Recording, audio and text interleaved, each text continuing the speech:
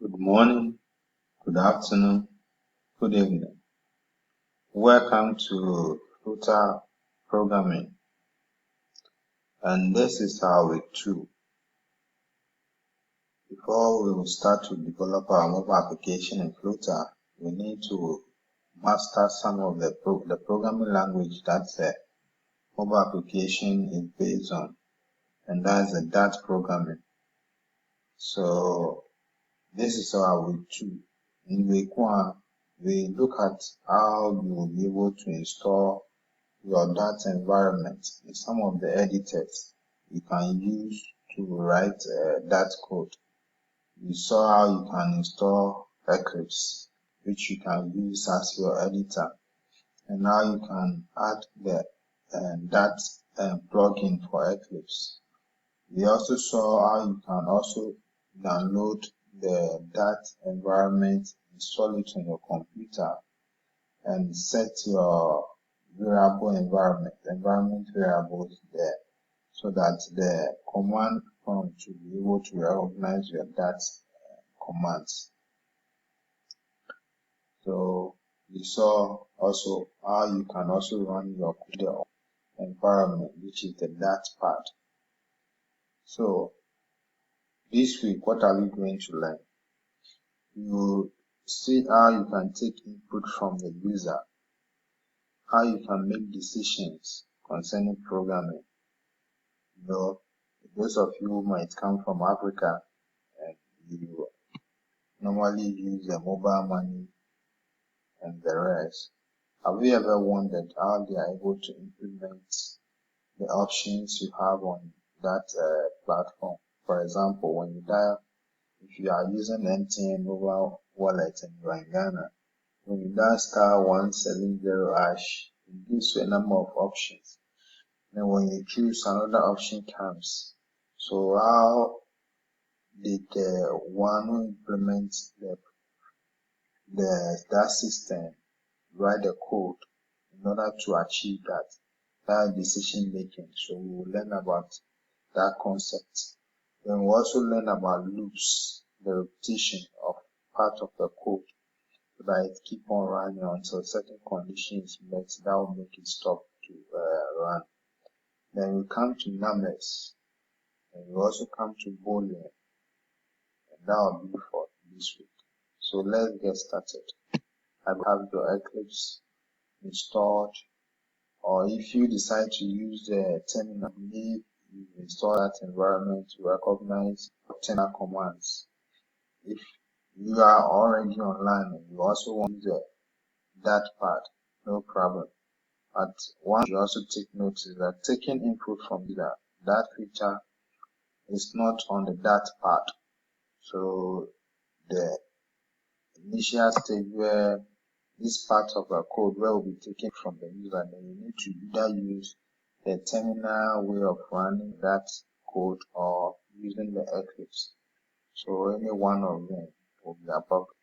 By setting code that can run on the Dart pad, I myself I will use that one because it's faster than Eclipse. Whenever I'm doing recording, my Eclipse then start to freeze and stuff. So I'll use it on those ones that I have to take inputs, but the programming that I have to demonstrate that I don't have to take inputs, I'll use the Dart pad to demonstrate. Okay, so let's get started. Now I'm taking input from the user. Now to take input from the user, we will use the .readLine sync function. This function you are seeing there. So it's a function written in the Dart package. So you need to first of all import that package. So you will include the importing line in your code, so that those functions that is responsible for taking input from the user will be included in your project. So you need this line of code. So you need this part of code. You need to start taking input from the user. So remember that you need to add that part before you can use this method. Okay, so I'm clear on that. I hope so. So anytime you writing the console application where you take input from the user, remember to import that. So you just add this line of code on top of your going name. Okay, if that is clear, we move on. Now you call this function dot readline sync on the std in. So you have this function std in then dot readline sync. So this one will get the input from the user. And last week we talked about declaring a variable, and we said anytime you declare a variable, you reserve a space on the memory so that you can put information there. And the size of the memory which is allocated depends on the data type of the variable you declared. So here we are getting a text from the input. All inputs that we get, whether numbers or text, they are all string, they are all text. So we will get those text from the user. So we have to first of all reserve a space on the memory so that when we get it from the user, we can put it on the memory so that anytime you want, you can manipulate it or get access to it. So first we get, so this line of code, what do? So it says this one will get the input from the user. And last week we saw the use of equal to. Equal to means you are putting the value, they are assigning the value, then this makes it reserve that space. So in the plain English, what this line of code is doing is that get input from the user, then assign it to the memory by name. Now remember, if you haven't declared this variable and just write name is equal to std in dot readline sync, now you are going to get an error because you haven't first of all declared the name. You haven't reserved a space on the memory to store that input you are getting. So you get a syntax error. So always remember, anytime you are going to use a variable, you have to specify the data type and you have to declare it so that a space will be reserved on the memory so that you can put whatever information you want to put it over there. Okay, so now reserve a space on the memory, get the input from the user, then the equal to means put it in the reserved space. Okay, now last week we also saw about print, that the print function is used to display something on the screen. So we have print hello, so we have hello, then the dollar, we also said that you use a dollar for the variable name so that the value of the dollar with the variable name, the value of that stored in that variable name will come in the display. So if a user enters maybe Kofi Menu, then the space will have Kofi Menu. So in this is executed, it's going to be hello Kofi Menu. And welcome to Flutter mobile app development. Hope you are having fun. Okay, so that's what that line of code does. So now for testing, you can just copy this code since you understood it. So we just run so that you see the outcome. It says C11. So let's run it. So that's my Eclipse. So I'm running my code in Eclipse. My Eclipse normally have issues. So I hope it doesn't be as challenging. I don't know why, but it's really, and sometimes when you are typing things which are not long, you get be putting an error there. But let's hope it doesn't give us those issues. Okay, so space.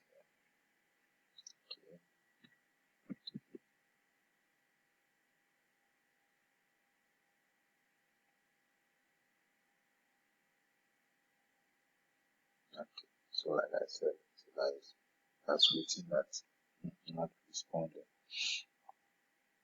Okay.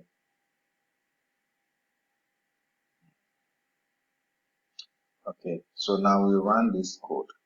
So like I've already explained, import, yes. In program, you don't need to put all the code in your mind. No, you need to know how to use the code because you will have access to internet. If you find any difficulty, you can just go and search and get that line of code. You have your also files to refer to them. So the most important thing is that you should know how to use the code, not memorize them. So first, import your dat. So you just copy this code, you can put it in your code. Now we've already said that to display something on the screen, you use a print function. So you call the print. Then whatever text you want to display on the screen, you put it in a double quotation. So here you want to display on the screen so that the user knows that he's supposed to enter his name. Now once you display that text on the screen, you need to get the end user. So you use the std_in.readLine to get the input from the user. And once you've gotten the input from the user, you need to put it somewhere on the memory. So you need to create a space on the memory. And that is what we refer to as variable declaration. So based on the type of input you are getting from the user and the type of space you have to reserve, but all input from the user are string or text. So we declare a string variable based on, like I advise that you give the name to the memory based on the type of information you'll be storing there, so that if any other programmer is reading your code, you will understand what the code is doing. It doesn't need to read everything, all the code, but when you see certain variables and what the calculations and other things you are doing, you can even get an understanding of what's going on. So we reserve a space, we name it name. We get the input from the user and we display to the screen. So here we said dollar variable name will display the output and put in the value of that variable name. Now, if you will be doing computation in the double quotation, you normally put it in the curly bracket so that you can do your computation. So you can write this as well as you can just write dollar, then the variable name. They all work fine. So now let's run now. So we have run. And like we saw yesterday, last week, to run your code, if you choose run as that, then your file you should in your project you should have main.dat to run as a program. But if you use a different name, then you have to choose run as a file. Now I will entreat you to use a different names to name your file so that if you are making reference, for example, if you call this one input.dat,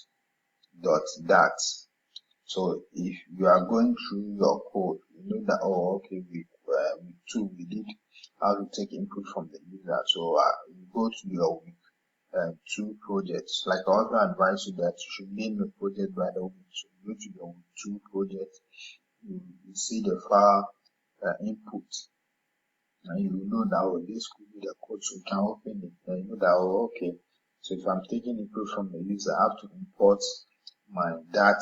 So you just copy a line of code, you write it there, and you can continue. So program, you don't need to do true and poor or anything. So you can run as a dat program, because I will run as a dat program because I have my main.dat. That's where I'm putting my code and writing my code. Okay. So I'm running it.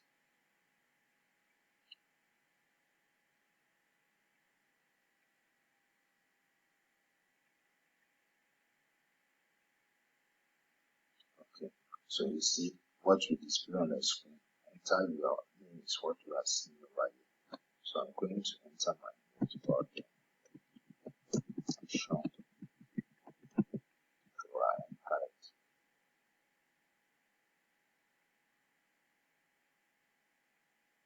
Okay. So it says hello. Then the value I enter, which has been stored on the name, is what is displayed here. So this part of the code like I told you, the name of the variable, the value inside will be replaced. So the dollar, the name of the variable, the value inside that memory is what should eventually be inserted. So we have, so you can either use dollar and get the variable, or dollar in the curly bracket, the variable inside. So that's what we have. And the slash n means new line. So instead of it to continue on that same line, it moves to the next line. So it moves the subsequent text to the next line. That's why we have a welcome to the return bar of development. Hope you have fun in the new line. So that's it. Okay. So I believe from today onward in your Dart programming, subsequent codes will be writing that will need to take input from the user. You perfectly do that. Thus, all inputs we get from the user is of the data type string. So you should take note of it. All inputs with the user is of the type string. Now, if what you are taking is going to be double, we saw last week that double data type are fractions that we use, like a salary, for example. Because it may contain decimals, we have to declare it as double. Now, if you are taking int data type, for example, the age of a person, normally we use the integer part, the whole number part. So that one you declare it as int. So if you are taking those variables first, they will be in the string, then you have to convert them, because all inputs you get from the users are text. So once you get it from the user, then you convert it to whatever data type, the actual data type you're using. Now, why do you need to convert it? Because certain calculations, you cannot use a text. So in the programming, you know the doubles and the integers are what we use for calculation. So you have to convert them before you be able to do those calculations. So once you get a text from the user, even though they are numbers or fractions, then you have to convert that text into the appropriate data type. So that's what we are on in the next slide.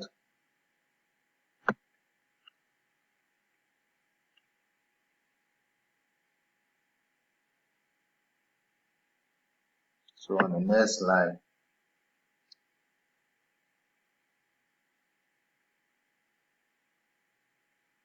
okay. So the next slide about the integer. So taking integer input from the user. Now, to convert a text to an integer, we use the method int.passive. So the .passive is for converting from string to either double or int. If it's double, int comes here. If it's integer, int comes here. If it's double, double comes here. So based on the data type we are converting the string into and what comes before the passive. So here, for example, if you are writing an application to take the age of the age from users or students or whatever it is, then once you've gotten the text, you convert it into the integer value by calling the int.passive. Then the text goes inside these two brackets. We put the text value inside this bracket. So we can modify our code to take input which is of the type int. So the same code, like we already made it clear that first import your Dart package. So you just copy paste it here. Like I said, you don't need to do through and pour of the code. Make sure you know what the code is doing. So you copy and paste it here. So this means you've imported all the functions that you need to use for taking input from the user. So you've done that. Now you have to tell the user to enter something. So enter your age. You know, to display the screen, you use the print function. And whatever you want to display, you put it in a double quotation. So I want to write in your print brackets and the double quotation, your text comes here, enter your age. Now, this is the different part. So now, since it's of the type int, we have to call this function int.passive. Then the string input we'll get from the user, like I said earlier, std in.readLine sync. It takes a string input. So this get the string input from the user. Then we pass that string input to this function. We convert it to an int. So now once we have that int value, we can use it to do whatever we want to use it. Here it's just a string, so we are not manipulating, but if it's for calculation, then you can do your calculations on them. So now we display you are, so the value of the age. So if it's 10, if it's 20, if it's 30, so it becomes you are 20 years old. So like I told you that the value of the variable name, if you have the dollar, then the variable name, the value of it will replace what is in the print. So when we run this code, you are going to get, enter your age. You are 17 years old. Okay, so then it's similar to the double as well. What changes is that you rather call double dot pass this time, not the int dot pass. The int dot pass is for integer values, and double dot pass is for double variables. So for example, if you are getting a salary from the user, then we know that the salaries are decimal numbers. So you need to call the double. So you have double salaries equal to, so here you call the double dot pass. Then the string input you get from the user, you pass it in your two bracket, your argument. So this double dot pass will convert this string you got from the user into double. Then you save it in the memory for salary. Then you can display it, so you can have your salary age and the value of the salary. Like I said, if you have dollar, then variable name, it displays the value inside that name by that variable name. Okay, so example test. If you run this, enter your salary and the user enters 3,500. So the output will be you. Okay, it's supposed to be your salary. So your salary is TH 3,500.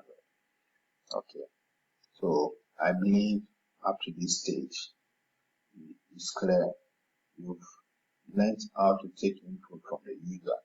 Now this is very important now, subsequent examples, because most of the coding, to understand the coding concept, you as a user to enter something, you have to take the value, then you use it in your coding. So please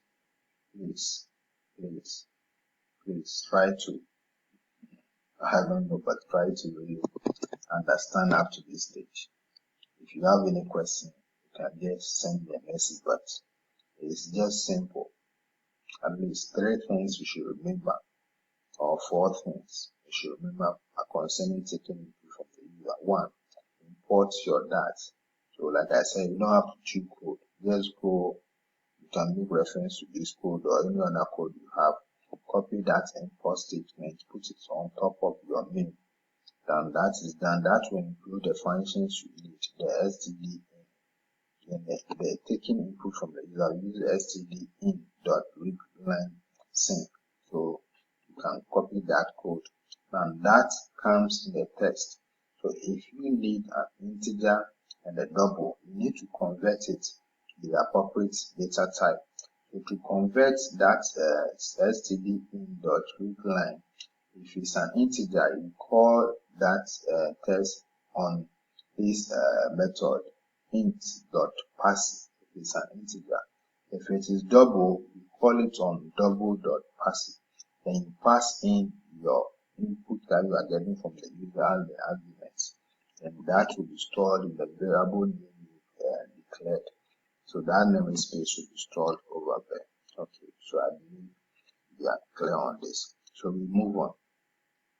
Now decision making. So decision making, if you're a programmer, this is very, very important part of your programming career. How do you think that artificial intelligence and other things are implemented? The decision making makes the program to think under several conditions. So you just, if you use a number of if statements. So if this condition is true, do something. If the condition is not true, do something. So that's how it is. For example, if you are using any of your mobile wallets, now if you dial the short code, let's say for instance, I'm using Vodafone. So if I dial *110, if you are from Ghana and Africa, Vodafone is the mobile network, one of the mobile networks, and we have mobile wallets where we put money on into for our transactions, like the way those in the Western world use MasterCard and Visa card and the rest. Here we also use the mobile wallet, which is common. So if you use the US, the short code, you just dial *110#, and that will initiate the options for you. So once you dial, you will see the number of options. Option 1, send money. Option 2, withdraw cash. Option 3, buy airtime or data. Option 4, make payment. Option 5, financial services. Option 6, I want to offer. The option 7, my account. So how will the programmer be able to implement all these options? So first, just like we are doing, the programmer has displayed the instructions there. So now, based on what you enter, the programmer will have to check if it was option 1 that you check. If it is not option 1, it will move to the next one. Check if it is option 2 you selected. If it's not option 2 you selected, it will move to option 3 and check if it's option 3 you selected. If it's not option 3 you selected, to move to option 4 to check. If it's not option 4 you selected, it will move to option 5. If it's not option 5 you selected, it will move to option 6. Now, if it's not option 6 you selected, it will move to option 7. Then, the last option could be that it will check if you enter any other apart from the options. So let's say, for instance, if I enter 8 is not among the options. So if I enter 8, it will tell me that it's invalid. So like it has told me connection problem or invalid MMI code. So that's the last option because it's not part of the options. So if it's any of the options, then the programmer will write the code to do something. So it's the same thing with the decision making. It's just simple. Some people feel like programming is so difficult. No, you just have to understand the concept. And in programming, many programming languages, they don't write exams on paper. You make sure you carry the necessary materials or source code so that when you are given a task, you are able to complete it. The idea is that you complete your task. So you don't have to choose the code. No, you have all the codes you need to accomplish the task. So the understanding of the code is the key thing. Understand the code. Know how the codes are working. Know how you will use the code. That you will use that code to accomplish the task you want to accomplish. It's a language I learned, and it's a rule you have to follow. So the condition statement says, now if you use the if, and you write your condition in the bracket. So you write your condition, and in the subsequent slides you will know how you write your condition. So if, then the condition comes in the bracket. Now in this curly bracket, the opening curly bracket is where you write your code to do whatever you want to do if the condition is correct, is true. So like it said, the printer says if condition is true. So if this condition I will place at the top is true, then you write your code here to do whatever you want to do based on the condition that is true. Now in the situation where you have two alternatives, if it is not this, then do this. Then the last option you else. So the last option, we add else to it. So if our condition at the top is not true, then do something. So the do something in the else will be what you want to do if the condition we have at the top is not true. So these are example. For example, if score is greater than or equal to 90, then grade is A. So in a grading system, perhaps 90 and above is A. So if score is greater than or equal to 90, then the grade is A. That's one condition which we can write. Now, in the salary, maybe you give wages based on if the hours is less or equal to and more than that. You also do some calculations on it. Then you can have something like if hours work are less than or equal to 40, then wages is equal to rates times the hours work. Which is 40 and above, then you write some bonus code to generate some bonus based on the hours the person has worked. So that one comes in the house. Then another statement could be if temperature is greater than or 70 degrees and it is not raining, then you can go golfing. You can go and play the golf. Okay, so that's just an example. So these are the conditions you need to master as a programmer, so that based on the situation and the condition you will write. Now, to check if something is equal to what you have. So when checking to see if it's equal to, you put something at the left, then you compare it to what is at the right. Then between the left and the right, we put in double equal to sign. Remember, it is double equal to sign. If you use one equal to sign, it's always going to be true because it will assign what you have at the right. It will put what you have at the right to the left. So it will always be true. So remember, when comparing whether the left is equal to the right, we use double quotation. Now, in programming, the exclamation means not. So if you have exclamation attached to a boolean, then it means if it is not the value of that boolean. So exclamation means not. So if you have exclamation equal to, it means not equal to. So you can say if maybe you assign a value, maybe int a is equal to 1. Then you want to check if it is not equal to 1. So it's just if a, then exclamation, then equal to, then 1.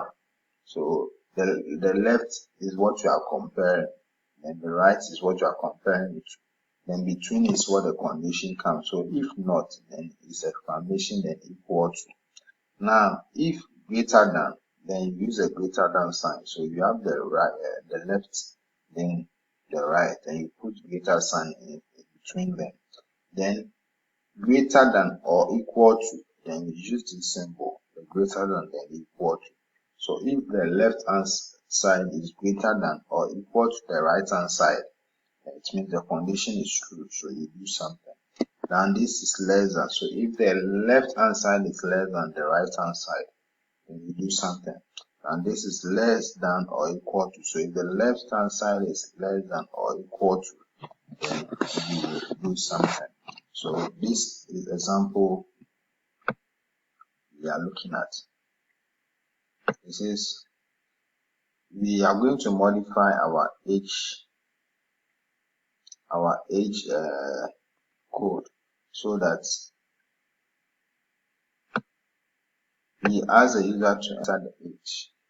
Now we know that if you are 18 and above, you can drink. So we tell display on the screen that once you enter your age and you are 18 and above, then you can drink, but drink wisely.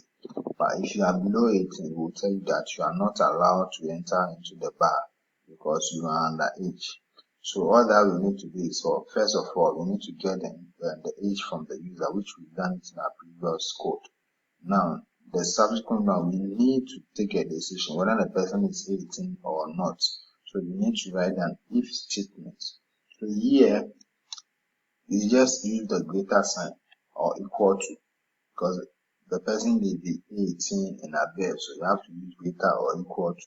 So if the age variable gotten from the user, the value is stored there. So if the age variable is greater than or equal to 18, then it means if it is true, it means the person is older. So you just display on the screen you are the number of years you entered old, you are qualified to do it by doing wisely.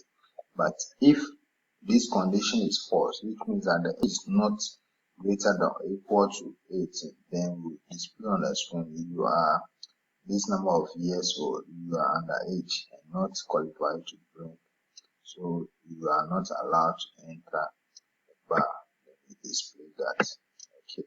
So these are sample examples. So you have enter your age. The person enters 24. So 24 years old, you are qualified to drink. As the person enters 16, you are 16 years old, you are underage, not qualified to drink. Okay. So write a code which determines whether an integer entered is an even or not. So that one too, you need to ask the user to enter an integer value. So once the user enters the integer value, then you have to check if it's even or not. Now, how do we check if the number is even? Now, even numbers are numbers that are divisible by 2 without a remainder. Now, last week we came to the understanding that if you want to check or find out a remainder of a number to a number, you use a percentage. So it means all the numbers we get from the user will have percentage of 2, which means we will find out if 2 divides that number, what will be the remainder. So the value of the remainder we will get will determine whether that number is even or not. If we find the remainder, the modulus of 2 of that number, and the remainder is 0, it means that number is even. If not, that number is odd. So let's code that one. So you can open your Eclipse and do the coding yourself and see if you get it correct. See, my Eclipse is really free. Otherwise, okay. So enter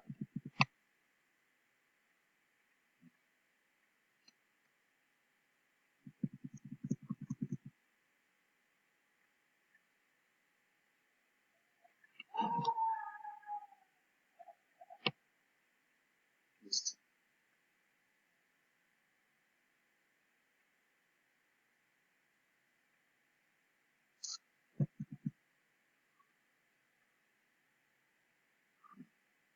It's 1.2 the terminal testing.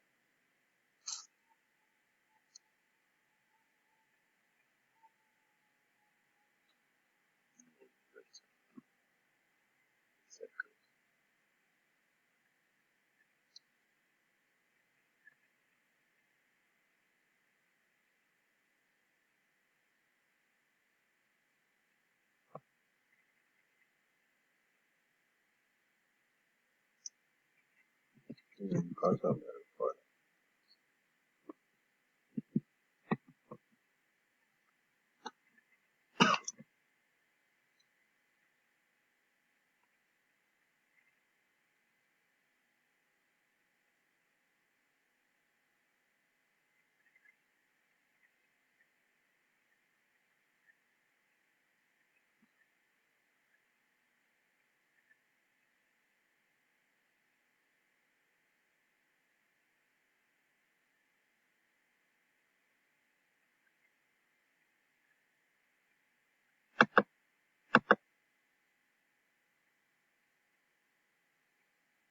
Okay, let me copy the list, modify it. So like I said, you have to understand what you are don't have to choose code. So you can just copy it and modify it to suit what you are doing. Okay. So here we ask the user to enter a number. Now we create that variable space as now. And we get it from the user. Now this is where we write our condition. So now if the number you gotten from the user, then the percentage 2 means you are finding the modulus of that number by 2. Modulus of that number of 2. Now last week we said that if you are looking for the remainder, when you divide the right hand by the left by the right, the remainder you get, you use the percentage. So now we are dividing the number the user entered by. Now if the result is equal to 0, remember I said if you are comparing something, use the true double equal to. So if the result is equal to 2, then that's your condition. Then you write whatever you want to do in the case that it is even. So now you just want to display on the screen the number you entered is even. So print, then the double quotation, we can have our dollar. Then if you like, you can put it in the curly bracket, but if you like to, you can just write the bracket there. So total none is even. So else means that if the top one is false. So we know that if it is not divisible, when you divide it, you get 0, it means it is. So we just write it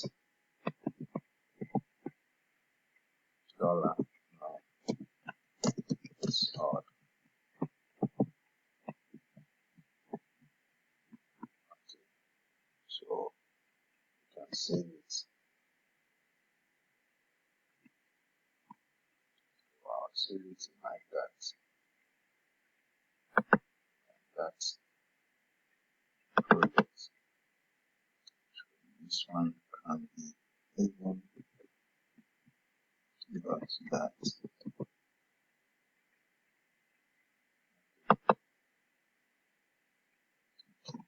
So now let me call my CMD and run my code.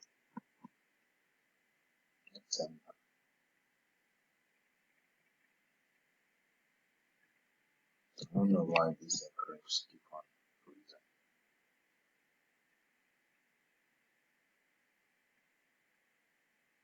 Okay. So like we last week, you have to move the directory where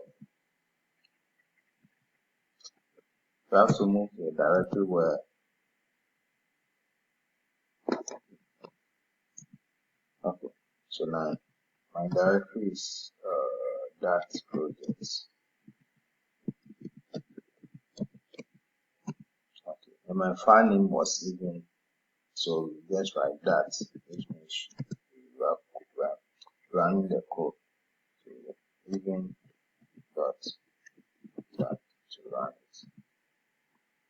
Let's hope we don't get an error. Okay, so we don't get an error. So it says we should enter the number. So if I enter 4, or let me enter 3. So what we 3 is odd.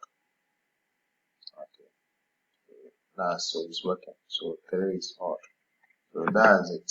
So first of all, you check the condition. You get the number from the user. You've already come to that you use this command to get the user. If it's an integer value, int.pass it to convert it to an integer. So now we compare and see if it's divisible by 2. We said that a remainder, we use a percentage. So the number we've gotten from the user, the modulus of 2 of that. Now if the remainder is 0, then we know it is even. So we just print out the number is even.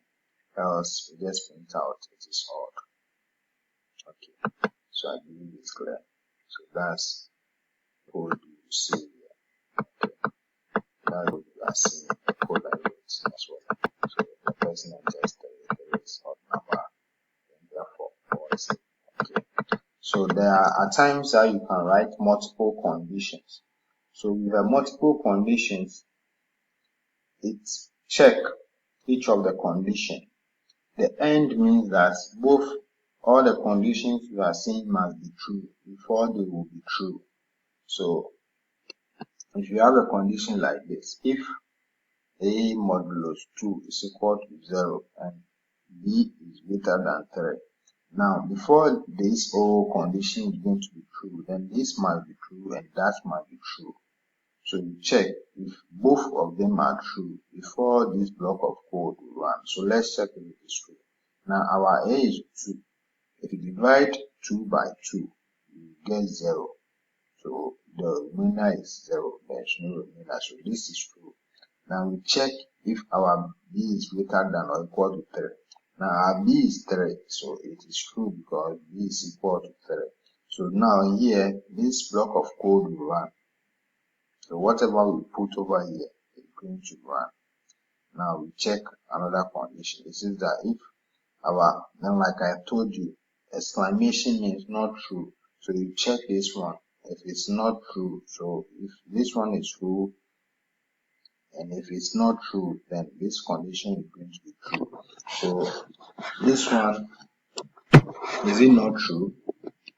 If we have our a divided by a modulus 2. If our a is 2, then the remainder is 0. So the not true is false because this is true. So that side is going to be false. Then this one is equal to 0. Now this is also not true. So that one, it will not execute. So it will not come to that side. Okay. So now the explanation says end means if both conditions, that's condition 1 and condition 2 are true, the boolean will be true. So your condition here must be true and your condition here must be true before the entire conditions must be true. So if you have 5 conditions and they are all end, all the 5 conditions must be true before the entire condition will be true. Okay, so that's what I've explained is what we have here. Okay, so now if one condition is true and the other one is not true, everything is false. Okay, now we have the or condition, the 2 straight slash. So if both of them, at least one of them is true, then the entire condition is going to be true. So if you have this, any one of the condition is true, the entire condition is going to be true. So in this condition, if our a modulus 2 is equal to 0, so far as it is true, then the entire condition is true. So far as 1 is true, the entire condition is true with the or. So we check. Now our a is the value of 2. So 2 modulus 2 is 0. So this is true. Automatically, this block of code will run. Now b is also greater than or equal to 3 and it's equal to 3. So this is also true. This block of code will run. So if any of these 2 conditions is true, then the block of code is going to run.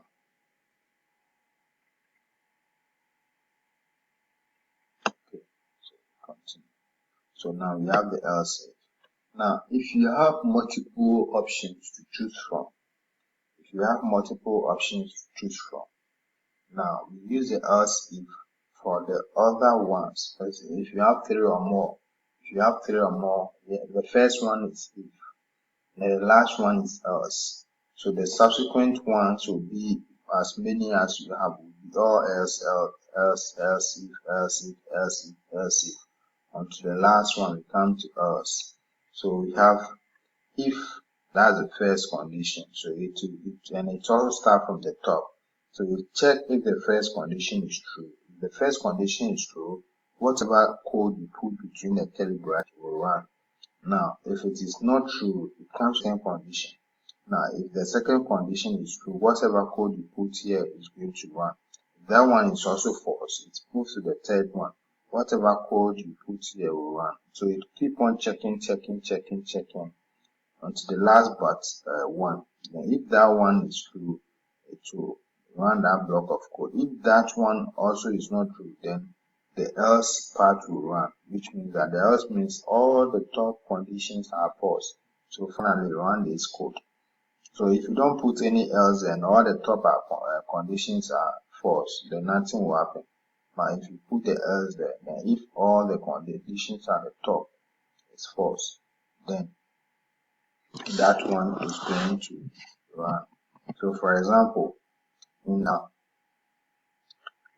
mobile banking example, when you dial star 11, when you dial star 110 hash, the options that come. Okay, so if you want to write a simple code on it, so you can just write choose option. Choose option. Now we list all the options so that the person knows the number to enter. So option one was send money.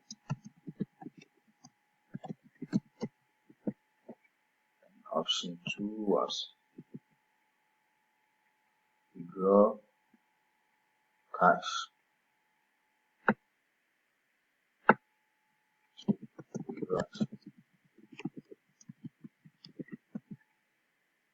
Option 3 was buy airtime.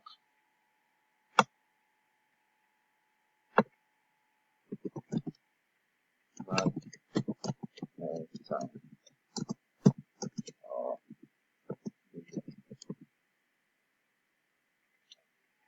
And option 4 was payments.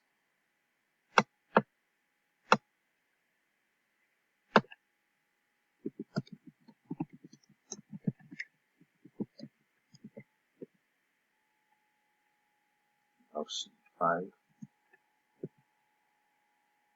was financial services.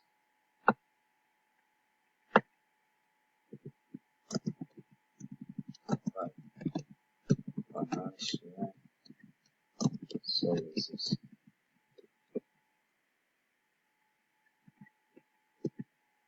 And option 6 is counter offer.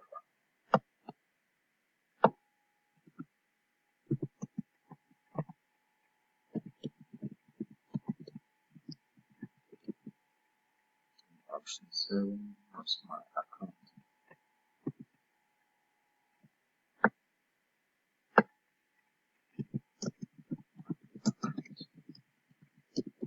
Okay. So now we have to declare a variable. So now once we display the results, the options on the screen, we expect the user to enter something. So you have to declare a variable. We can name it option, so that when we get it from the user, then we do the if condition to check which of the options the user has selected. So now we can name a variable we can call option. So option is equal to get the value from the user. Because it's an int, we convert it to an integer. Now we are going to do the comparison. So now it checks if the option is 1. So if option, like we said, equal to, we use to equal to sign. So if option is 1, now this is a simple code. In the actual programming, they may also write another option to choose from, or they may implement the actual thing. But this is just a simple demonstration. So we just print option 1 selected. We get display on the screen option 1 selected. Then come to else if.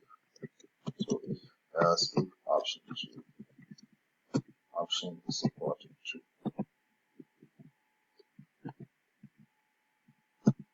We get display on the screen. I said print 7 is supposed written C code. It's not good to know so many program languages. Let's get confused. So option 2 selected. Okay, so you can just copy all these cells.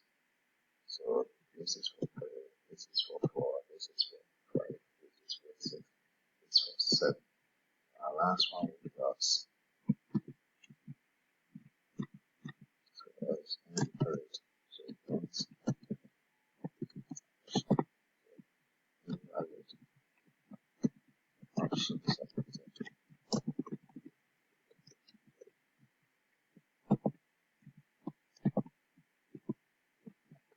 So now it is option 3.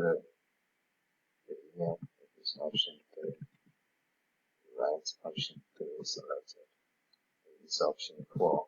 Right option 4 selected. It is option 5. Right option 5 selected. It is option 6. Right option 6 selected. It is option 7. Right option 7 selected. Now anything else, just click on the screen, invalid option selected. So, like I've explained, the first one is and the last one is else. All the other ones between are else if, else if, else if, else if, else if, else if. Now, you start the checking from the top. So the first option you check. If it is false, you move to the second option. If that one is also false, you move to the third, move to the fourth, and so on until all the above are false. Then the else is going to run. So now let me save and run my code. Let's see how it is. So that's even that the name of my file is saving. Like you saw, I created a new file, call it saving. So I run it. Okay. So now, just like the mobile man, so it's telling me 1 is to send money, 2 is to withdraw cash, 3 is to buy airtime or data, 4 make payment, 5 financial services, 6 auto offer, and 7 my account. So based on the option you choose, then what the code you put in the curly bracket should be executed. So for example, if I want to withdraw money because I need money so badly, so let me choose option 2. Yes. Okay. So now it's run the code you put in the option 2. You see the option 2 selected. So let's run it again, and this time we'll enter an invalid code. So that event dot that. Okay. So this time we are going to enter an invalid. So all the numbers inside, there's no 0, there's no 8. So let's enter 0. You see, so invalid option selected because that one should be else. So first, you check if this one was selected, this one was selected, this one was selected, that one was selected, that one was selected, that one was selected, that one was selected. If none of the above, then else, the else one is the invalid option selected will be executed. So I believe from now onward, you'll be able to write some simple if conditions. So let's say, for example, for your personal project, you know in Ghana, ladies play ampi and guys play football or any other game. So for your own personal project, write a code that asks a person to enter the gender. So maybe enter N for male, F for female. So if the person enters male, just display on the screen, you either play football, volleyball, or to be possible games the male gender may play. If the person choose female, You either play and pay, or then display the possible games there. Female gender, play. So that's a personal project I would like you to work on. So, but we'll continue if you fully understood this option. So, what you should know is that we start the checking from the top. So you check the top checking is just if, then you put the condition in the bracket. So if the first is false, we move to the second. If the second is false, we move to the third. Then the last, if none of the above is true, we use the else. So the code we put in the else is if none of the top conditions are true, then execute whatever code we put in the else over here. Okay, so now we move on. So this part is clear. Okay, so this is an example. It says the following is a grading system in the school. So in the school, if you get 90 and above, you get grade A. 80 to 90, you get 80 to 89%, you get grade B. Now 50 to the next level, you get C. Now anything else is fail. So this is the code that was written. So grade is a score. So we know scores we can get 0.5 or any other decimal. So we need to declare our variable as double this time. So like I said, don't choose code. Know how to use code.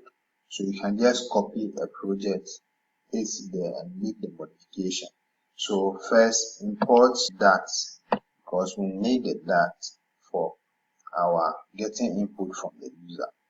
Now tell the user the instruction you want the user to do. So you use a print. You said print is for display information or whatever text you want to display. Put it in a double quotation. So that's what it is. They say enter your percentage score. Now once you've told the user to do something, you are expecting the user to enter something. So you have to get the value from the user. Then declare a variable to store that value inside. So since it's of the type double, because the possible input the user will be given a fraction, so we declare it as double. So we declare our variable double, we give it a name score. Down, like I've already said, all inputs we get from the keyboard is of the type string, so you have to convert it to the data type you want. So you have to convert it double dot passive and the input we are getting from the user. Okay, now we've gotten the value from the user. Now we have to compare. Now if that score is greater than or equal to 80, then 90 and above, is equal to greater than or equal to 90, 90 and above, that's greater than or equal to 90, the person got A. So let's print the dollar score or dollar into bracket score. We put the value of the person entered there is grade A. Now that's the top condition. Now if it's not the top, so we are starting the checking from the top. So here is the first condition. Now else will be here, another else will be here, then the last one will be, so this one will be if, else if, and this one will be else. That will be the last option, which when none of the top is true, next will be else. So this one will be if, else if, and this one is going to be else. So that's what we have. Else if our score is greater than or equal to 90, then we print that is grade A. Now we move on to the next one. If the top one is false, so else if, now we start from here. If it's 80 and above, then the grade is B. Now if it's not in this range, then it falls from 50 and above. So another else if 50 and above, the grade is C.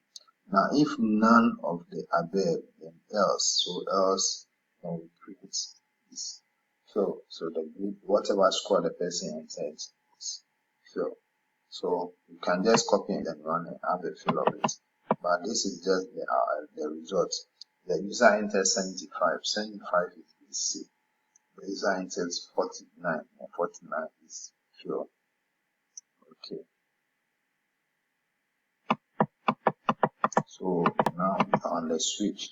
Now switch also help work like the if condition, but it is written in a different way. For just checking a simple condition, you use the switch. And how does it work? It works in this syntax. So you write your switch, then a condition or a value will be here. Now, if it's an expression, the result of the expression is going to be the value.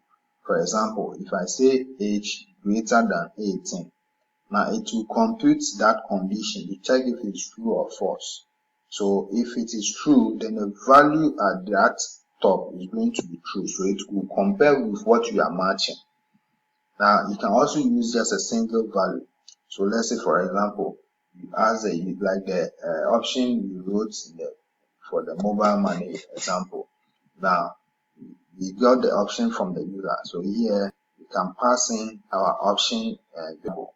Then we check if our option is 1, then we write the statement here. If 1 and then we have to break so that it exits the switch, so that it move out of the switch. Now we also check if our option is 2, then we write the statement we wrote there, and so on, and so on, and so on.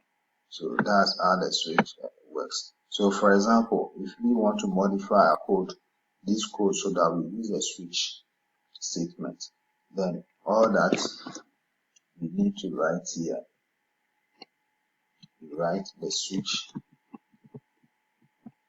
then our value here is our option the person has entered. Our switch is supposed to be in the curly brackets. Okay. Now each of these ones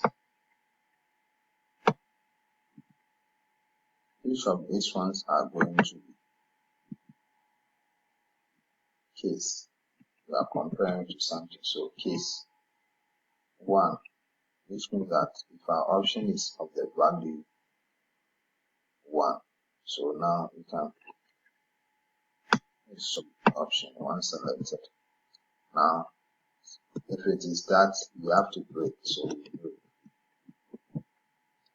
Okay. So yes. Okay. So you can just copy the other options so that it will be easy to modify. So this one will be 2. So this one will be 3. This one will be 4. This one will be 5. This one will be 6. This one will be 7. Now anything else is called default. So anything else is what we call default. So we change it to 2 if the option is 3, 4, 5, 6, 7, 7.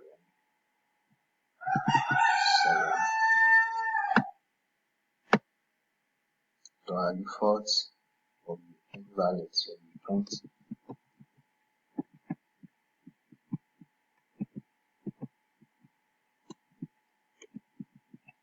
invalid option selected. Okay, so the value we have here, then we compare it to check if it matches the one we pass. So whatever value we have here, we check if it is of the value 1, then we do something. So what we are doing here, we get display on the screen that option 1 selected. Now we need to break so that the other part of the code don't run. I think later on this slide we will consider what the meaning of break, but I have already explained it, so it will be easier we just brush it smoothly. So break means you will not run the other part of the code. You exit the curly bracket. So if here the value is 1, it matches, and this part of code runs, then the break means you move out of this curly bracket. So you move all the way to the end here, then the other part of code will run. So, but if this is false, it comes here. If it is true and it runs, then you break so that it doesn't go the other part of the code. So it leaves the block of code up here. Okay. So I believe everything is clear. So option is the value we get from the user. Now we compare the value with our cases. So if it's case 1, that's case 1.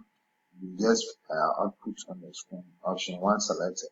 If it is case 2, option 2 selected. So this is just an example, but in actual programming, you implement your code here. In the case where the option is it matches, then you implement your code here. But this is just an illustration, so I'm just printing out the option which has been selected. So in actual programming, you have to write or implement your code here when this matches with the value you pass. Okay, so let's test this and see. So now in the command line to rewrite to get the previous command, we use the up arrow. So the up arrow will just pop in the previous command. So let's run it. Okay, so it gives me our option. So if option 4 selected and exit. So let's run again and enter an invalid option. Okay, so this time I will enter it as my invalid listing. So invalid option selected. So in the switch, the else is the default. So the else is the default. So the default is if none of the above matches, then the default part will run. Okay, so it matches whatever value we have here in the cases. So the value entered by the user, check case if it's case 1, if it is. So based on what you are doing, what you will be matching to see if it matches. Like I told you, for example, if we modify this code to check if the value is even or not. So here you can just modify. Like I said, you don't have to cheat code. You should know how to use the code. So you can modify any code based on what you want to do. So enter the number. So enter the number. Print display something on the screen. So you just modify the code. So enter a number. Now in this code we already have that, so we can get an input from the user. So we can declare our space to store the number as num. So we get it. Now we check, then we run num percentage 2. So now it checks the expression this. Now num percentage 2. Now if you want to use this part, there are 2 ways. If you want to use this part, then the value will be the remainder. So now you can check if the remainder is 0. Then we can write our dollar, then the name of our variable is num is given. Now any other remainder will be odd, so we will go to our default. Any other will be odd, so we run our default. So we display that is odd.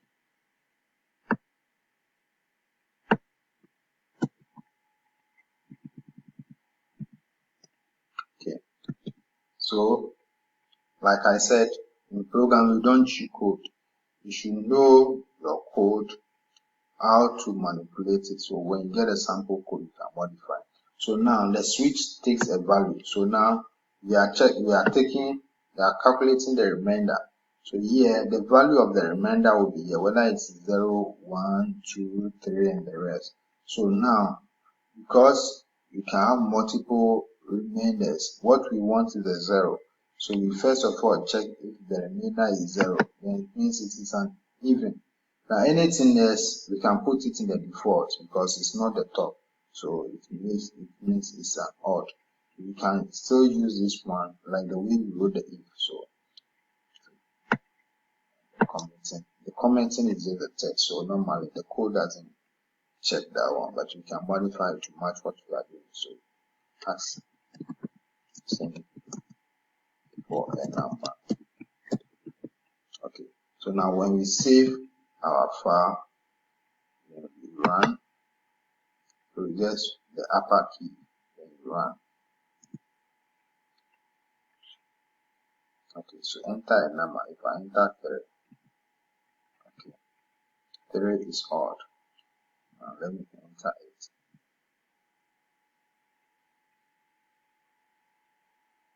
Enter 8. 8 is even. Okay, so we also use a switch for condition, but switch is normally for simple conditions. Now you don't have many options. So now we can also check this one. So let's say, for example, if you make this one equal to 0, so it will check if that condition is true. So here our case will be true. So our case here is going to be true because the result of this one is either going to be true or false because it's a condition. So it's going to be either true or false. So if the result of this is true, then else anything else which means it is false. So you can also write case false, or you can just call it default. So now our default. So anything else, then you can have it as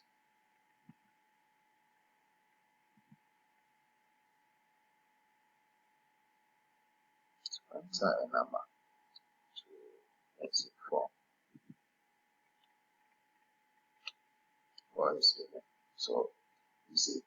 So if you make it like a condition, then it's going to be true or false. So that's what you have to compare with. So in this case, we check if it's true or false. So if it's true, this part of code will run and it will break. If it is false, this part of code, the default part will run, then it breaks. Okay, I believe it is clear. So this is the explanation of the switch.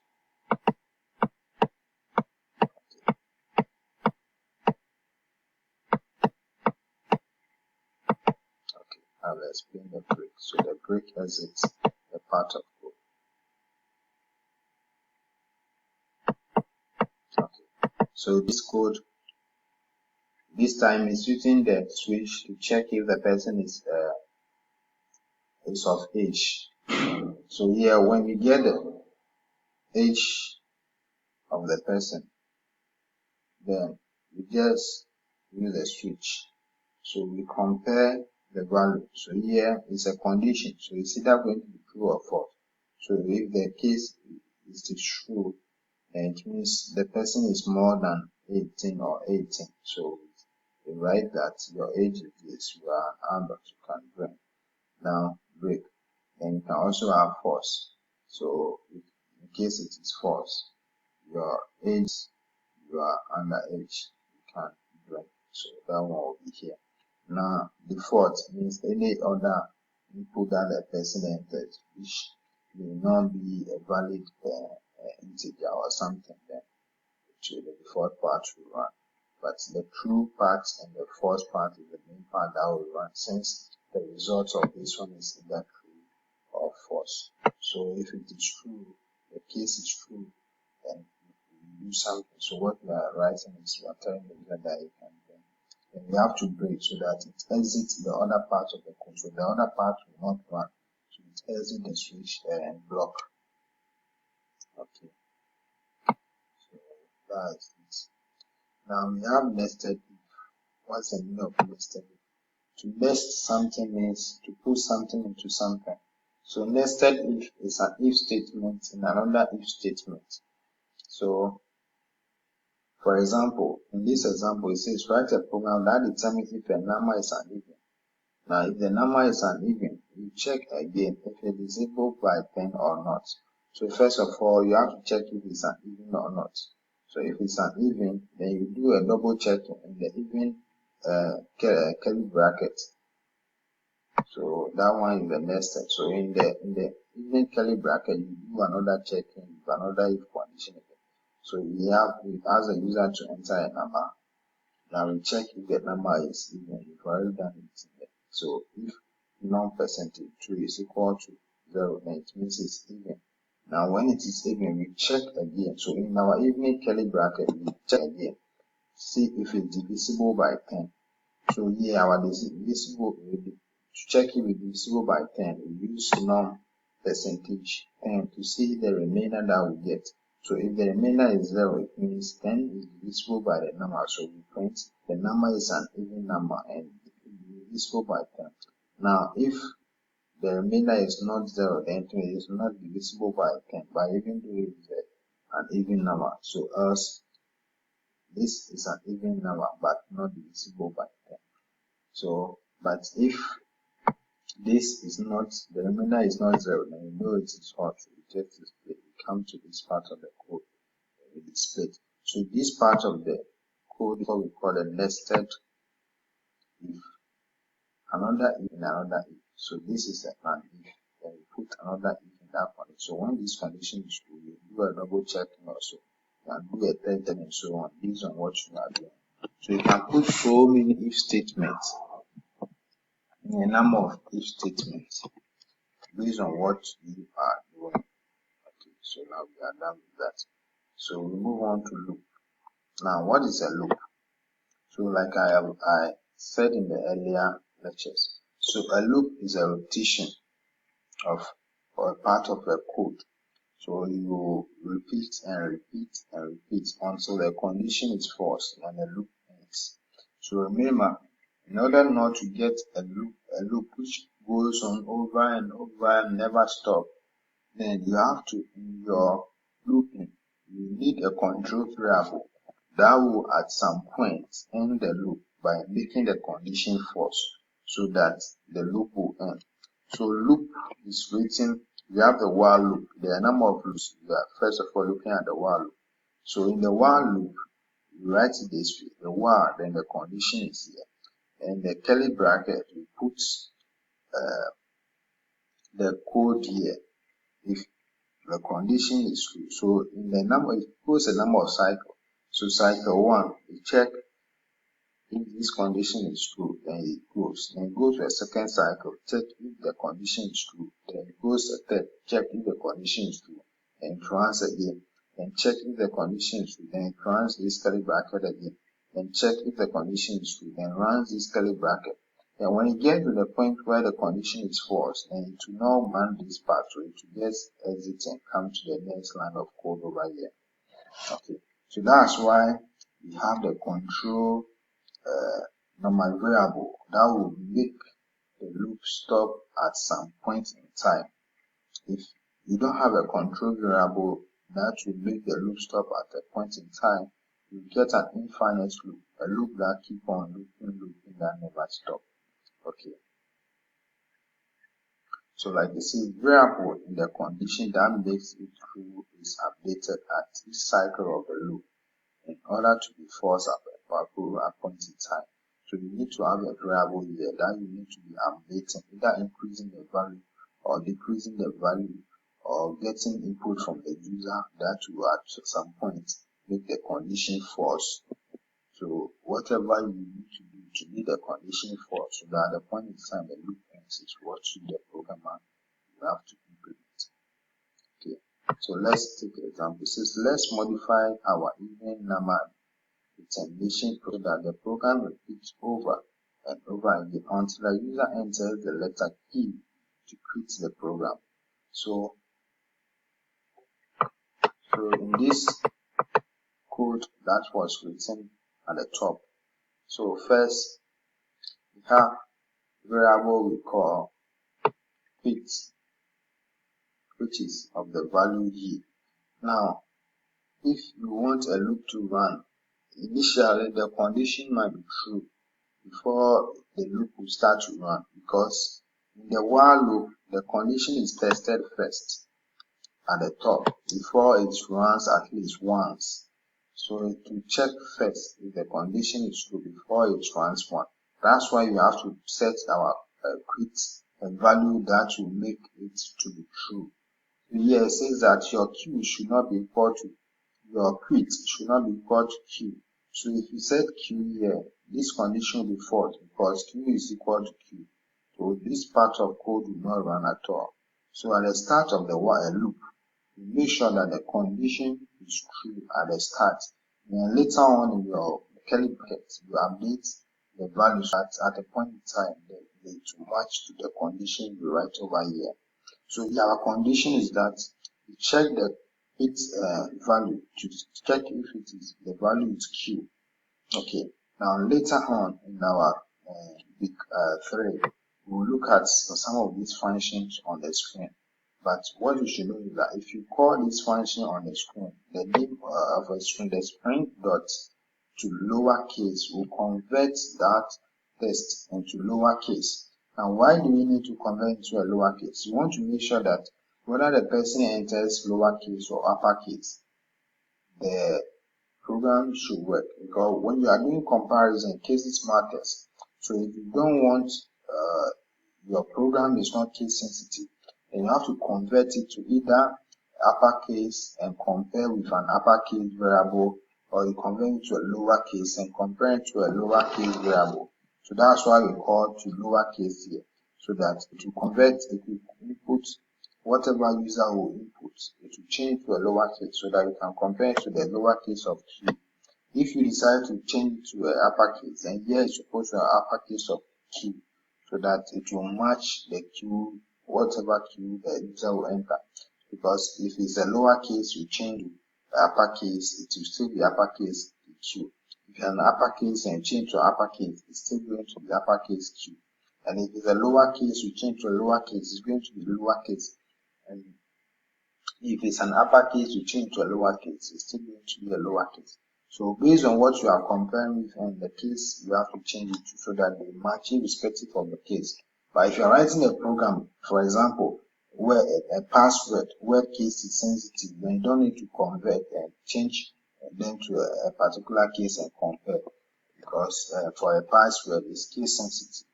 But for a username, it's not case sensitive. So for a username, you can change it to and everything to a lowercase and compare with what you have, or you change everything to a uppercase and compare with what you have. Okay, so now we have string quit. Quit the program is equal to first, we have to initialize it to E. So while our quit dot to lower is not equal to Q, we run the part of code where we put between the curly brackets. So the part of code says enter an integer. So the person enters an integer, we get a value of the integer. You check if the integer is an even, you output like this and even. If not, you output. Now this is our control part, where at a point in time our loop is going to end. We get a value Q from the user.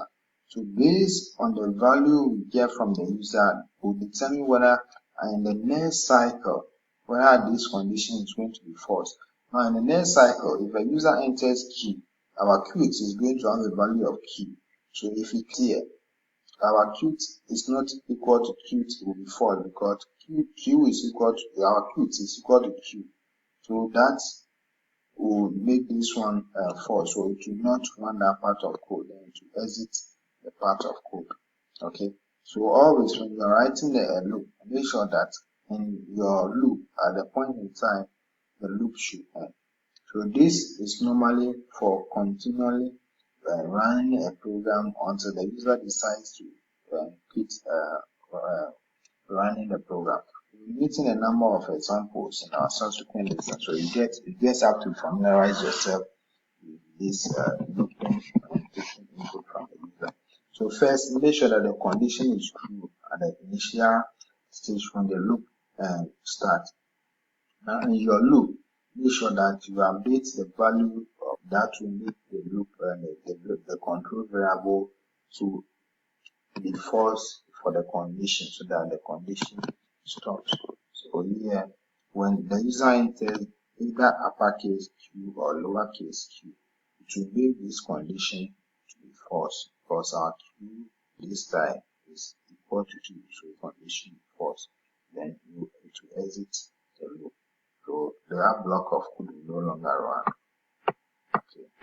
So this is an example. So the person enters 4, and 4 is an the person enter Q to put any other input to run. The person on A, so it continues. This time the person on P, so it continues.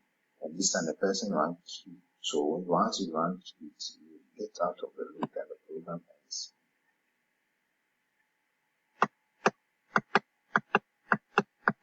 Okay. Now if the person also enters capital Q, it is still going to end because we change the capital Q to lowercase and we compare. So that is also going to hit the program. Okay.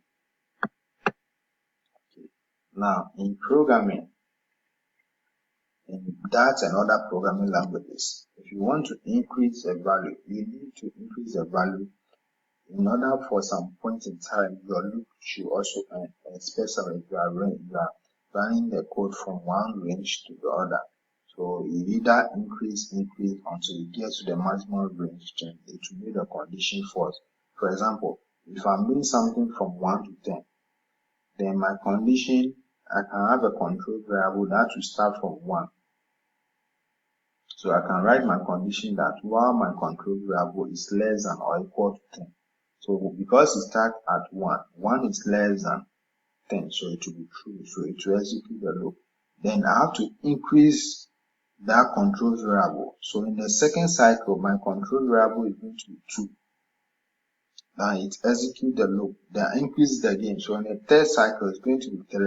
The fourth is going to be 4, and so on until it gets to 10. Then 10, it matches 10 because we said 10, our control variable is less than or equal to 10. So when it is 10, of course, it is equal to, so it will run. Now, at the point in 10, then it increased to 11. Now, because our control variable is 11, and 11 is not less than 10, then our loop will end.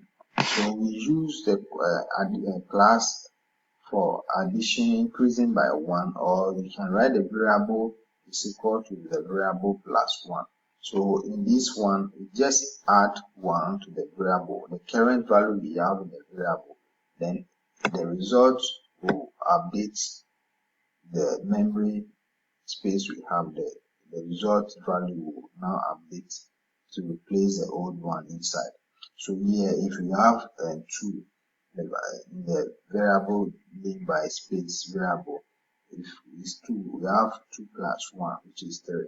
So the memory space of this variable name will now have 3 inside. Then variable plus plus will just increase it by 3, by 1. So it's just an increment of 1. So if you want to make an increment of 1, you can either use this approach or just add plus plus to also increase by 1.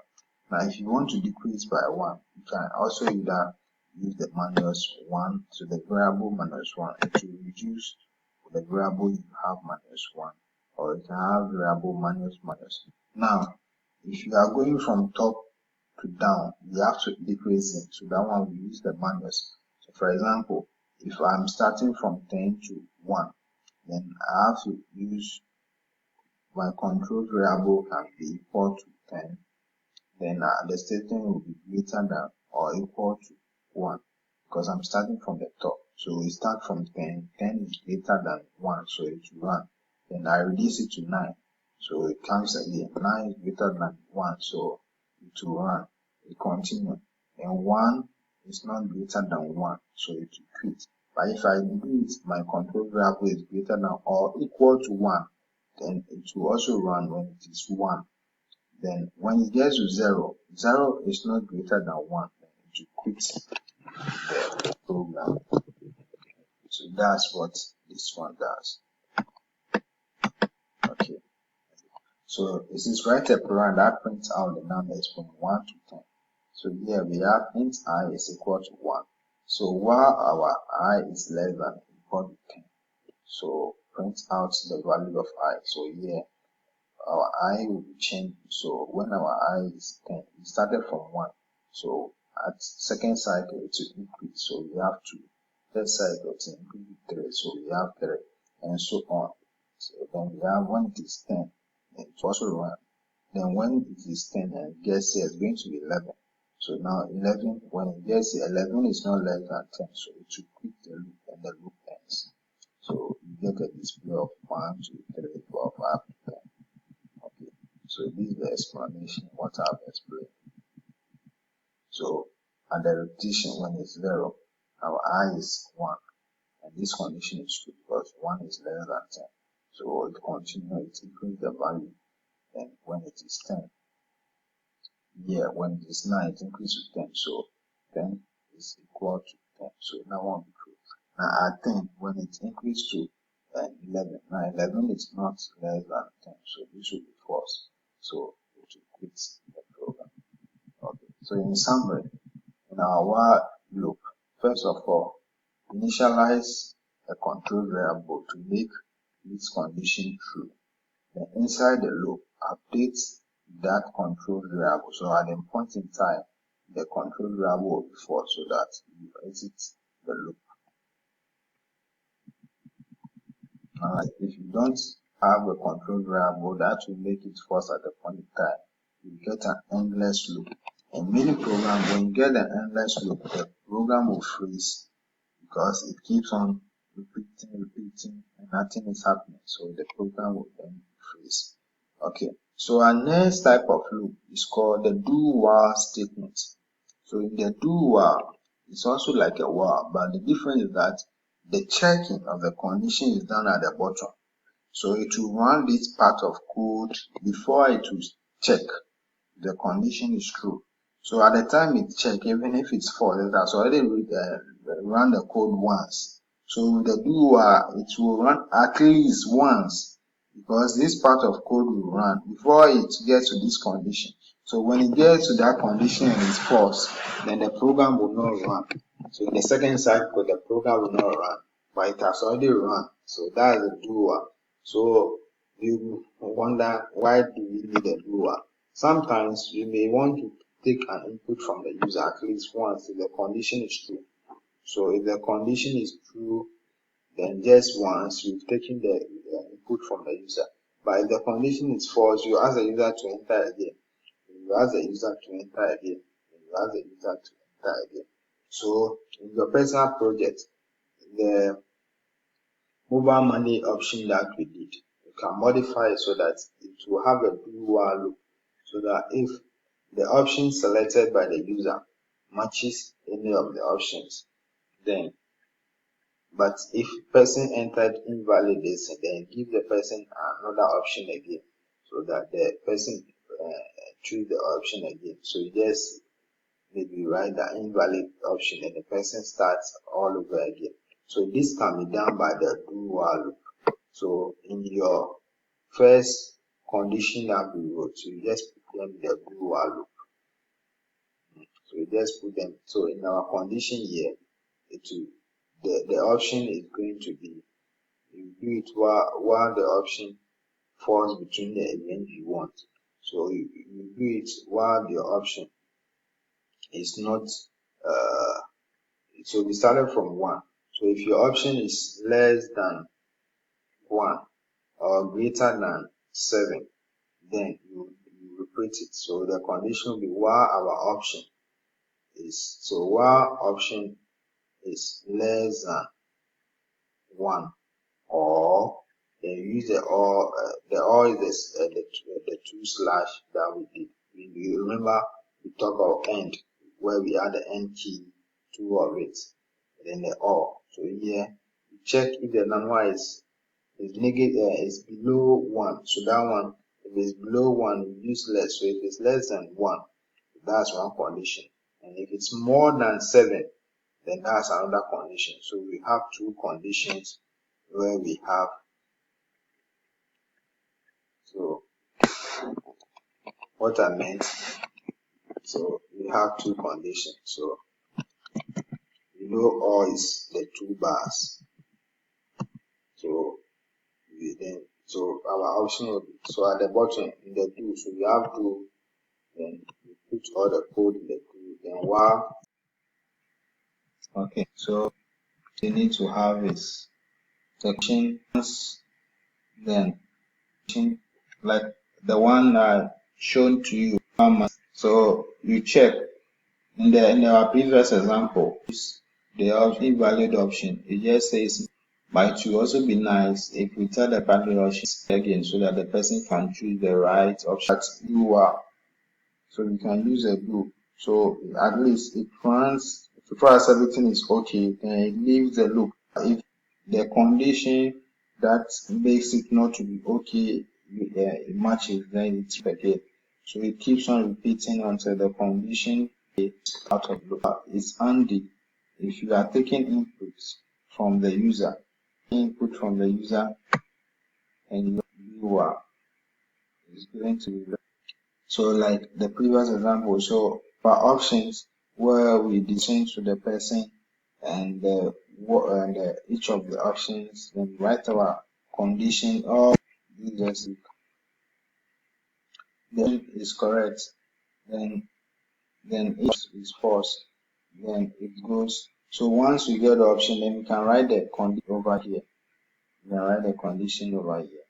So it's unfortunate I didn't say. Let's use this as an example. So it makes sure that the number entered is 1 and above. So we'll use this. So we have that one. So declare our. So we can have this one declared already.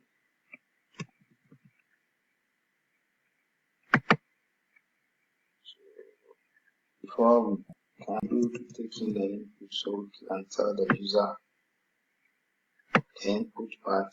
Okay. So now we get a value from the user.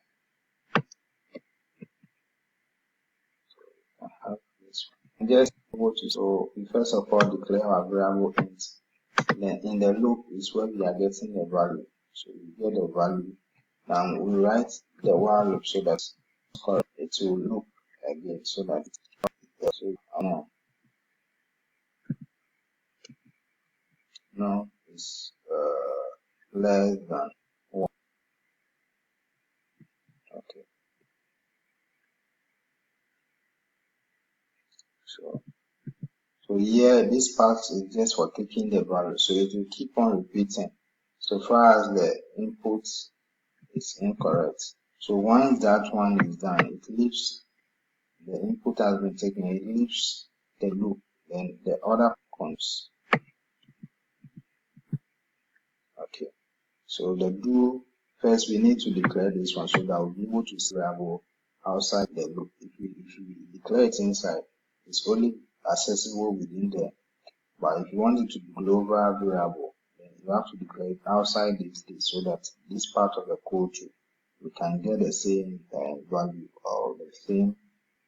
Okay. So now this part requires the number we expect from the user should be 1 or above. Run our code.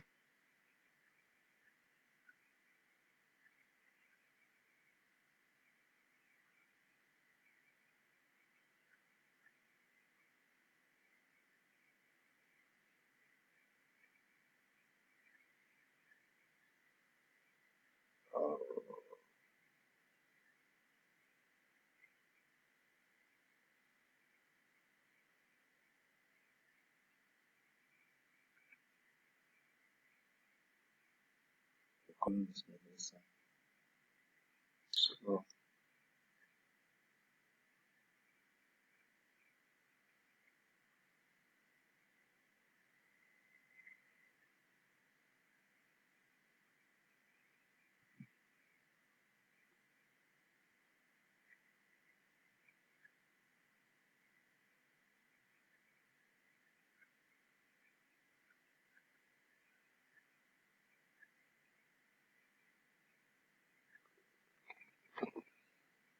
okay, so now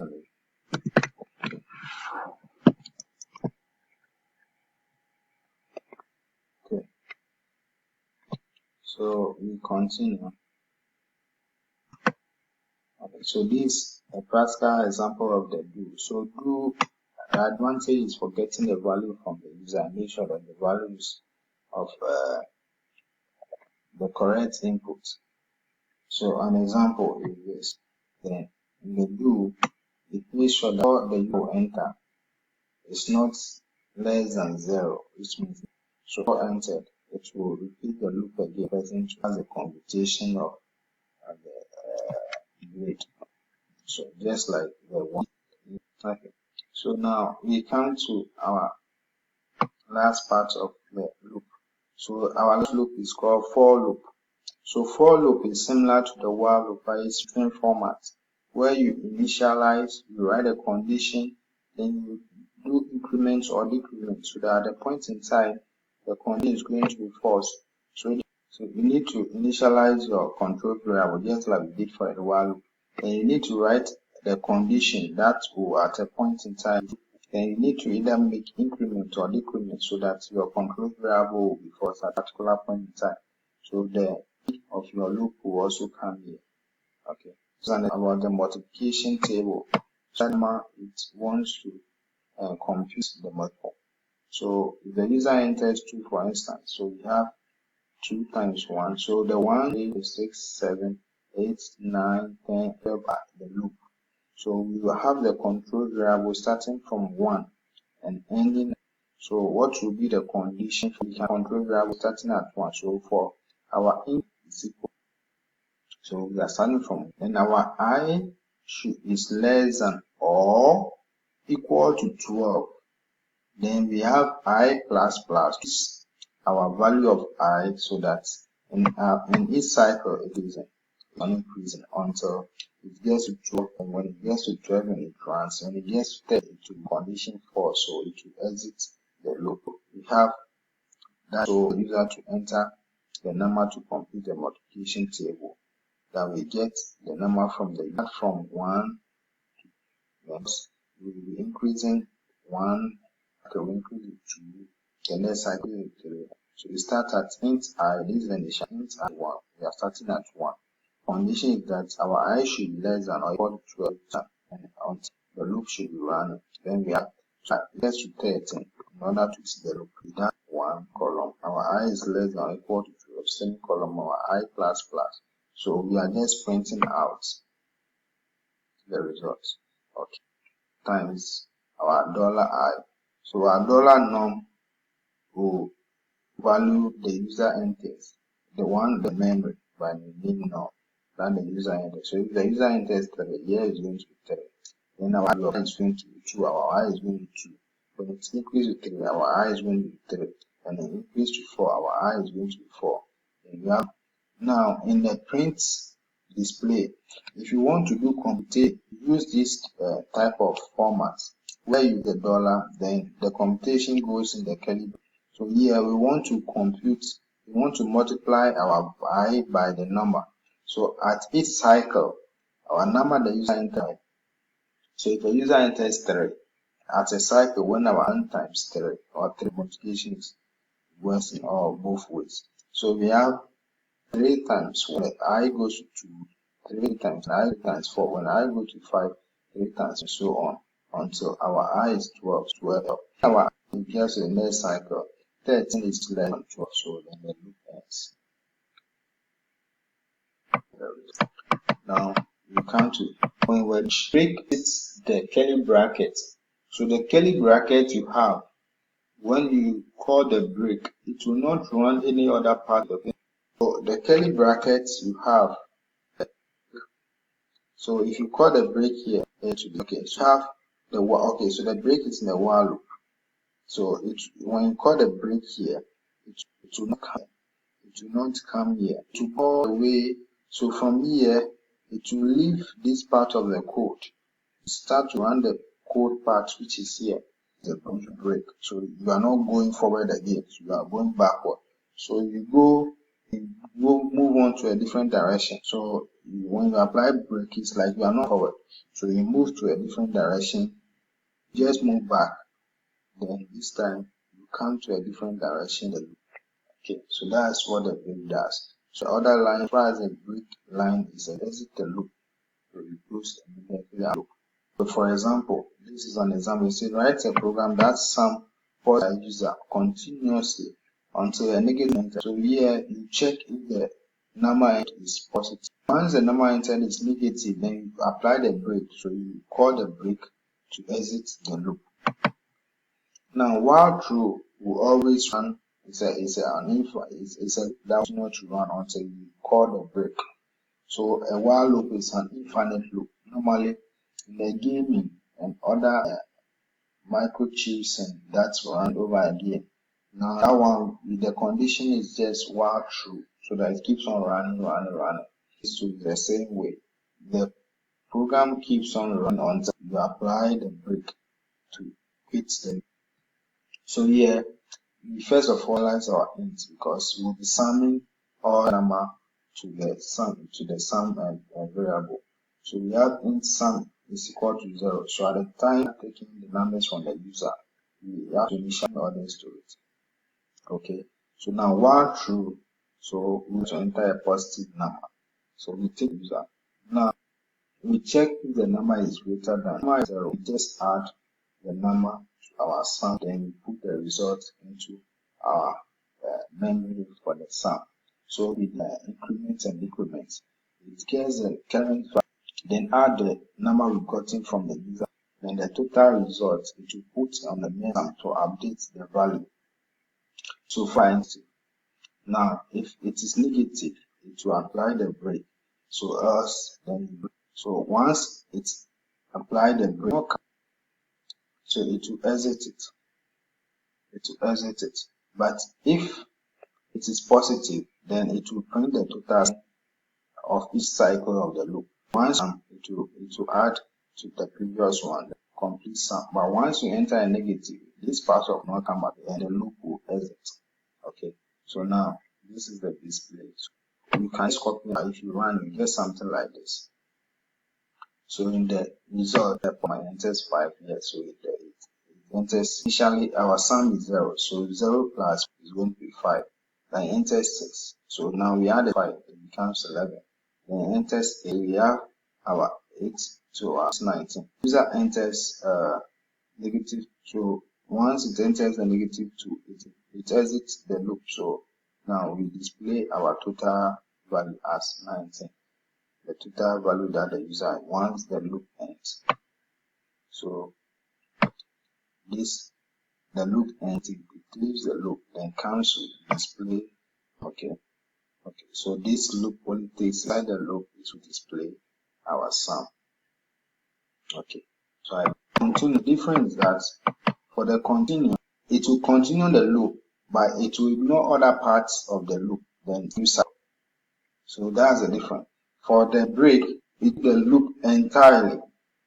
But for the continue, okay, there was a blockage, so you wait. Don't go for now.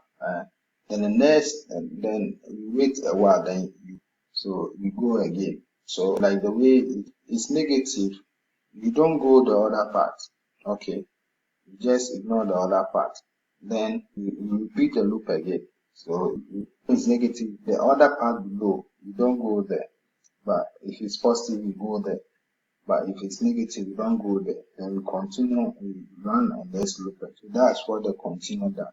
So continue doesn't live in the loop, but the code below to execute it, and it will start a new loop or cycle. Okay. So in this part, just idea is continue the loop, so that anytime you get a positive value, it change time. So for us, it's negative, and the result at all. Then you just go. Okay, so that's initially our sum is 0, so when the total of 4, then continue 5, make it 9. Doesn't go to the total again, then it moves to a new cycle. It repeats the cycle again. In case the person enters something positive, then it adds, then it shows the total. In case of negative, it ignores the part that's printed, then it starts the cycle again, that order. Okay, so that's what it does. So you should know the difference between break and continue. So a break, it leaves the loop end. So whatever it says, whatever you have in front of me, I'm not interested. Me, I'm leaving. So it breaks the loop. By continue, it says, oh, okay, there is a road blockage. So So I'll wait for a while. So it will ignore what is in front, then it will start again and try. Then if it's successful, then it keeps on moving. Then it pauses for a while, then it goes away. So it ignores what is in front. Then it starts a new cycle again. And it starts a new cycle. So for a continuum, never leave the loop. For a break, it's completely okay. So now we have nested loops and loops in a loop, just like we saw nested. So if you put a loop in another, we call it nested loop. So a nested loop can be used to complete this. We have, I believe you know what rows and columns are. So the horizontal ones are, then the vertical ones are column. So here you use an loop for the columns, the ones that goes that goes in loop. So we start from the first loop, which will start from 1, then it will start from 1, 4, 5, 6, 7, 8, 9, 10, 11, 12. Loop at the point where outer loop is 1 and our inner loop is 1, we get 1 times 1. At the point 1 now is 1, the iteration, the variable control is 1, and our inner is 2, we get 1 times 2. So the time where our outer is 1, we get 1 times 3, then 1 times 4, 1 times 6, 1 times 8, 1 times 9, 1 times 10, 1 times 11, and 1 times 12. So any number by 1 multiplied by 1 is the same. That's why it's still the same. Now when at the second cycle for our outer loop, when our I or any other control is 2. Now in the inner loop is 2, which is 4. Then we have 2 times 3, which is 6.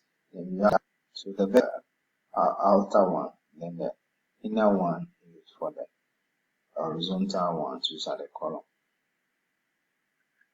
So here, okay, so here when you come from this direction, from 1 column, 2 column, 3 column, and so on, we are going to use the inner loop for it. This is our outer, our outer 1 to 12. So at the time our I is 1 from. Now take note of this function. It now also came from the dart. Anytime you are using the dart, now this one, why do we use this one? Because our printout is horizontal. The print function is vertical. It starts a new, and if you start a new line, we'll not be able to accomplish the row like the way we are having this horizontal. It's not possible. With horizontal display, you have to use the SD out. Remember, we were using STD in. That one is for getting input. Then for writing or display information on the horizontal line, we use ST right. Okay, so we display this. Our column is a G variable. So we, like I told you, if you are doing computation between the numbers, so you need to leave this space after the computation so that the next part are numbers. And we've already saw on our previous week the different types of numbers we are using. Then floating points, we declare them as double. If you are converting a string to an integer, we will also send it in our example. If you are converting a double, it's just double your pass. So you just call this method. And these are some of the functions or properties of numbers.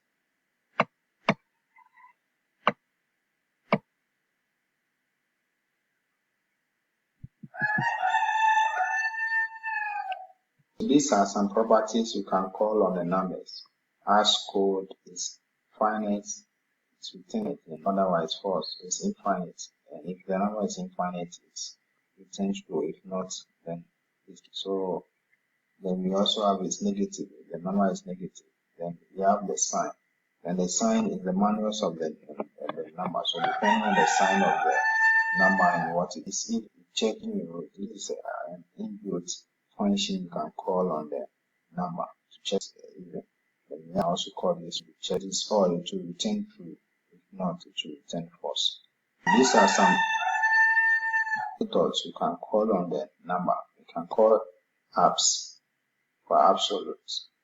Add the number to the current number, then to double changes the number to 8 double equivalent, then to int, changes the number to 8 equivalent to int. In an integer in a string, or you are using an integer on a string, then you have to string, so that then you have truncates, which is start any fractional digits. So if you have a decimal, then a boolean. Then we've seen boolean variables. Boolean variables are true or false. So if we say boolean, the value is either going to be true or false. So if you declare a variable as boolean, and we use the keyword for declaring a boolean variable, bool, for bool in that. If you are declaring a boolean variable, you just use that to declare it. Okay. Now to check the if statement. So if, then the name of the boolean. Then to check if it is not, like I've already explained, exclamation is what we use in programming to mean not. So if you check if it is not what is, then use exclamation, then the name of the variable. Then if it is true that it is not, then the state that you put there will be executed. Where we have boolean is under h. So h is a boolean, whether it's true or false. So now we have what is, so we have the condition to complete the expression. So age is 20, so than 18. This will be false. 20 is not. So our is have a value of false. So when we print, our value will be false. Okay. So now program rules. So as the user age on the user, when we check the boolean value of the by comparing, so age is an 18, then the is going to be false. So we check if it is not, if it's false. So it means that you can drink, which means it is not present in then this one will be true. So if it is not, then because you are not underage. But if it is true that the person is that you are underage, so you cannot drink. It's not is if it is not true. Now then the other one will be executed. So here, if you are not underage, drink, but if you are underage, then just display that you cannot drink. Okay, the output, enter your age. If you enter 17, right, okay. So thank you very much for hope you join the programming course. So like I told you, programming is not that. You just have to follow the sentence. You don't need to chew things in your head. You only have to know how to use the code, because you always have the code with you. In the practical exams, you are allowed to go with the code. So you should know how you modify the code, the task. In the working environment, you have the internet at your disposal. So if means something, you are getting error and stuff, you can still Google and find out the results. So you don't cheat code.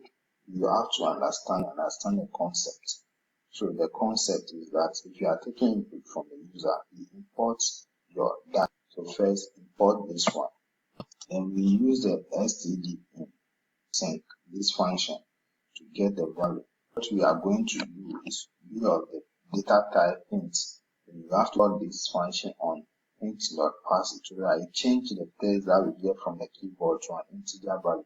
So you put it here. So if you know this, just when you are doing your project, you can just change the name to the type of memory name you want to, so that the variable will be stored there. So that's it. We all came across the condition, if conditions. So if conditions start from the top. So the first one is if there are more than two. If it's just two, we have one with if two, we have if and else. The subsequent ones are else. You should take note of that.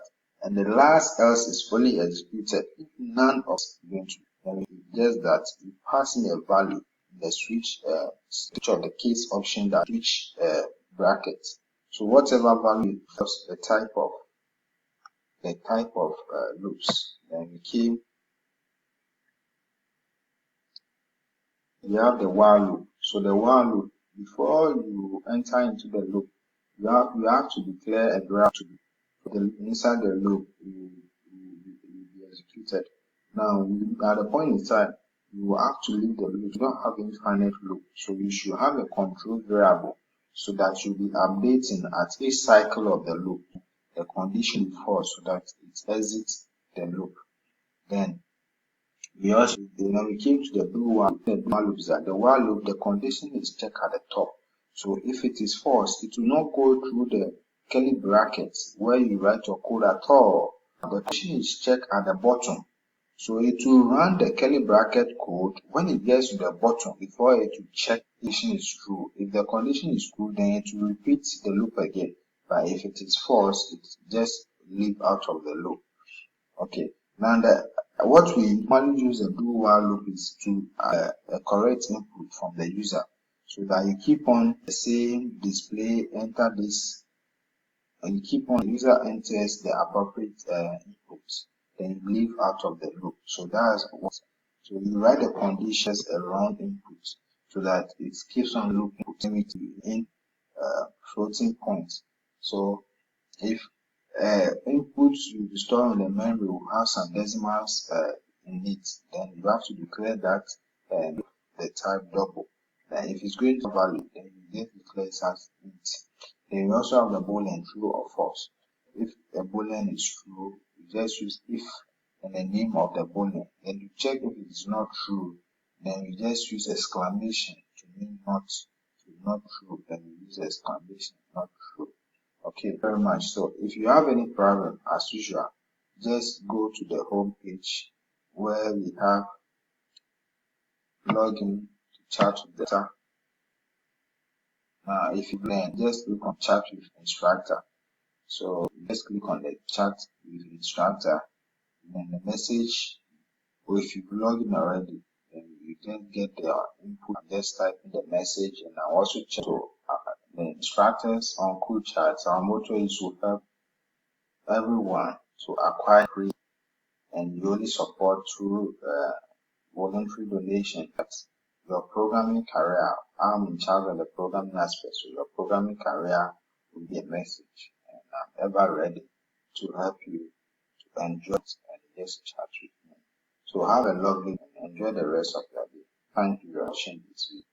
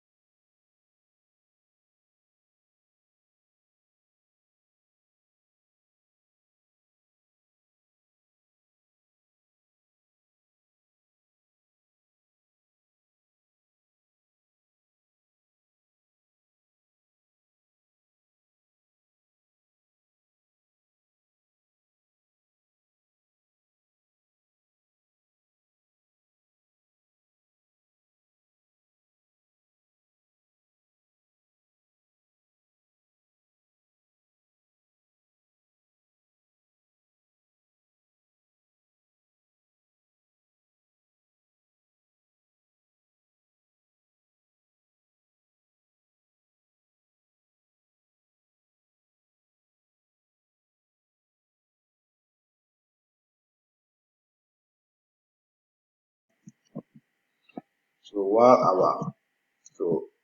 you have two conditions, so you can put both in the bracket. So while our option is less than 1, that's one condition, or greater than our option is greater than 7. So you end this one, then you end the overall one. So the